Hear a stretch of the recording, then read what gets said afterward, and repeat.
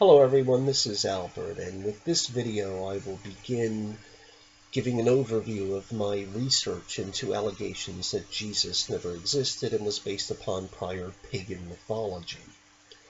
Some of the research that I've done has been released over the last year or so in a series of ebooks titled "Is Jesus a Pagan Myth? Refuting the Copycat Claims?" and I have thus far completed 6 of these ebooks. They are for the moment available as Kindle ebooks, although I'm preparing them for other ebook formats. As of yet, I've chosen not to release them as paperbacks, although an early form of one of the books is available in paperback. The reason is that as I have researched this topic further and moved later in the series, I've come across information that would have been helpful in the earlier parts of the series.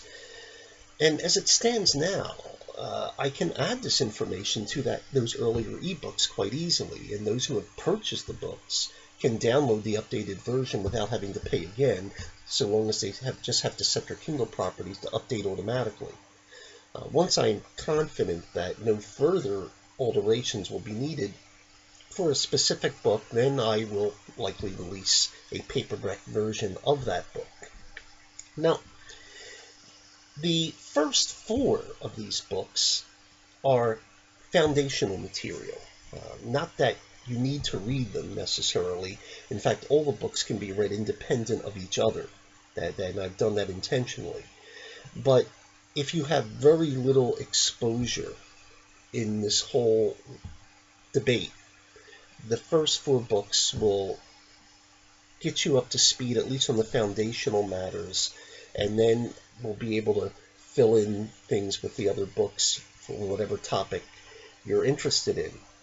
The first of these books, which is titled A Quick Survey of Jesus Copycat Claims, Examining the Pagan Christ Myth, gives a brief overview of the various forms of what is called the copycat thesis that are out there. It discusses both those rooted in outdated scholarship as well as those created by amateur conspiracy theorists.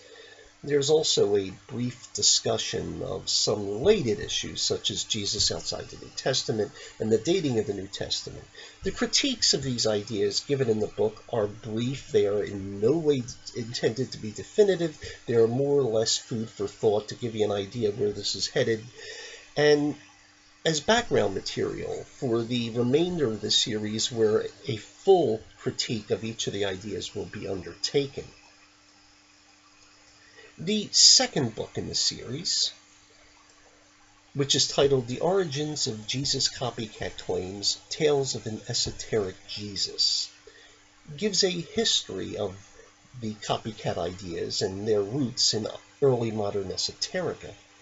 One rarely noticed aspect in this whole copycat thesis debate is the influence of Renaissance Hermetism, not in producing the copycat ideas themselves, but by blurring the lines between Christianity and pagan religions and creating a distorted image of pagan religions, particularly those of Egypt, that would come to dominate Western thought.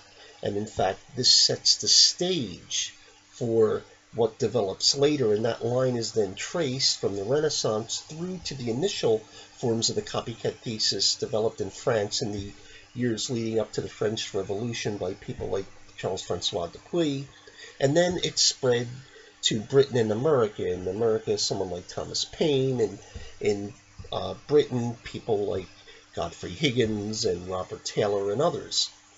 It is only when we understand how the misguided nonsense of past centuries created the stage upon which this phenomenon emerged that we can understand where those 19th century occultists cited in the early transcripts of Zeitgeist found these ideas. In fact, they were just following a long line of esoterica that had gone on for centuries, that they had assumed had been true for earlier centuries, but in fact was not.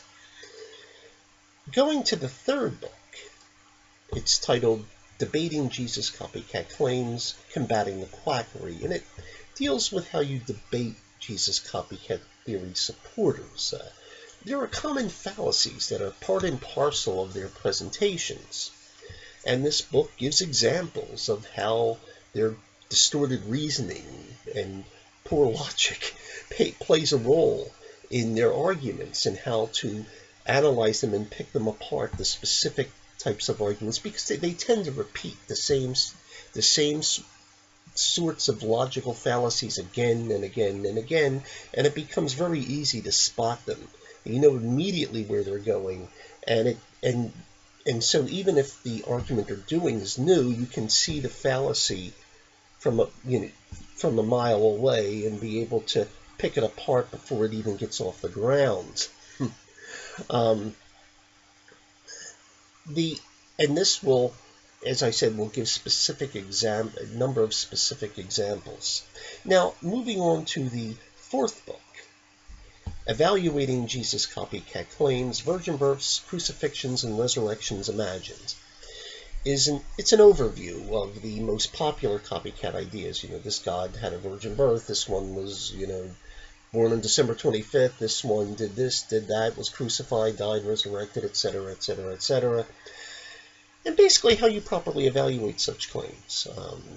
And again, there are specific examples given of the common missteps by copycat thesis supporters, and how to analyze, how to refute the claims. Again, this stuff will be covered in much more detail. In fact, a book I'm preparing now will be dealing with all the copycat claims in vivid detail, and I'll get to that in a little bit. But this is more or less to introduce people to that topic and to give them some general idea. When they see something they haven't seen before, a specific claim they haven't seen before, at least they know how to begin analyzing it. Even if they don't have the answer right away, they would know how to approach it. Now, those are the four foundational books. They're not dealing with, as I said, things in detail. After these, we move to what you might call specific refutations, and so far there are 2 of those that have been released. The 5th book is titled Jesus and the Sun. Is Jesus a Pagan Sun God? And that this is a detailed critique of a particular copycat thesis theory, which is commonly called astrotheology, which is the idea, and here I'm speaking of the idea that Jesus was based upon solar mythology. And this particular form of Jesus mythicism in the copycat thesis was popularized in the film zeitgeist, and includes discussions of things like the winter solstice and the precession of the equinoxes. The whole idea is quite absurd and an ad hoc construction, and the entire thesis is pretty much left in shreds by the end of the book. There is also a discussion of other theories of solar mythology that people have tried to attach into Jesus, such as the Joshua cult hypothesis, and which was popular in the early 20th century, and then Max Muller's philological solar mythology, which Muller didn't actually apply to Jesus necessarily, but other people attempted to who didn't really understand Muller at all.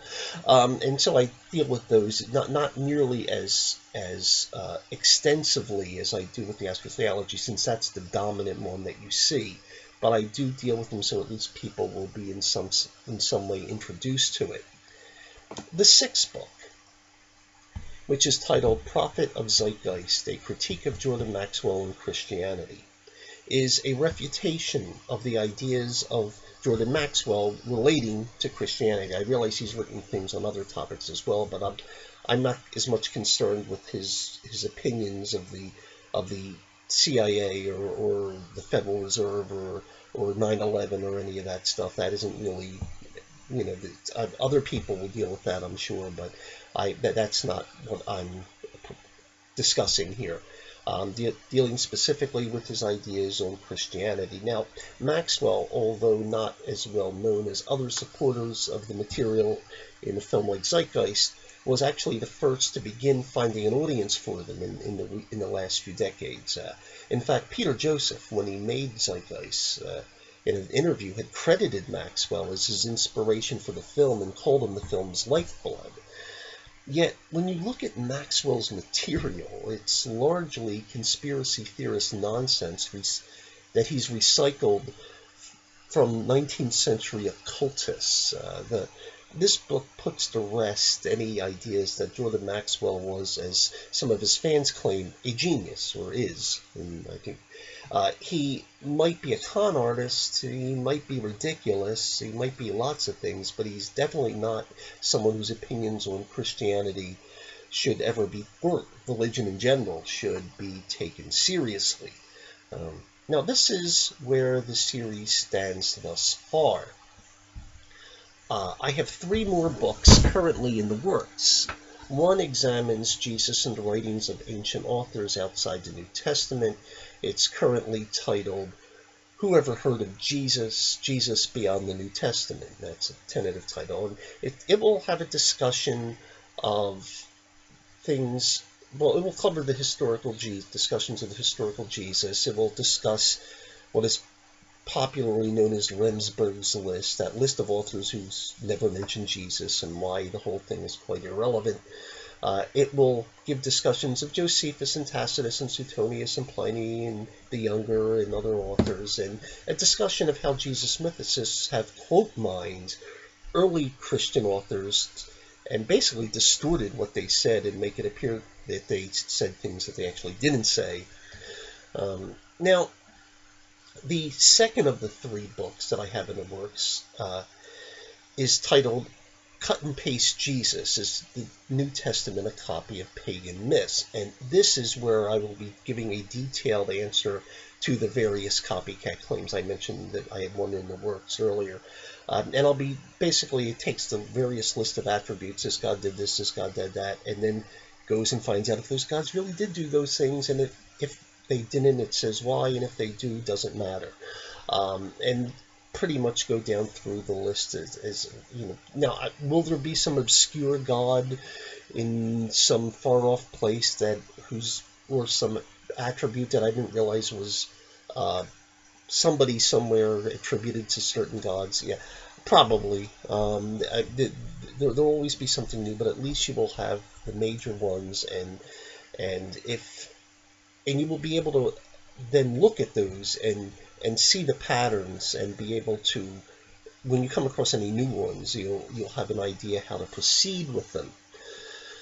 The third of the 3 books currently in the works is a critique of a popular mythicist copycat book, and it's basically a refutation of Acharya S.'s D.M. Murdoch Acharya, same person, of her book The Christ Conspiracy, and it's tentatively titled Jesus in a Tinfoil Hat, a critique of Acharya S.'s The Christ Conspiracy.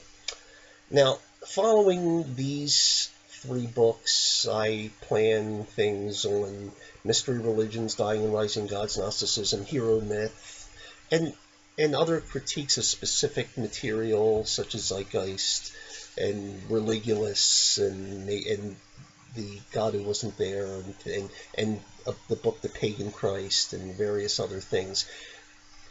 And with the background for the books thus far published in the works or planned in the series, I will next time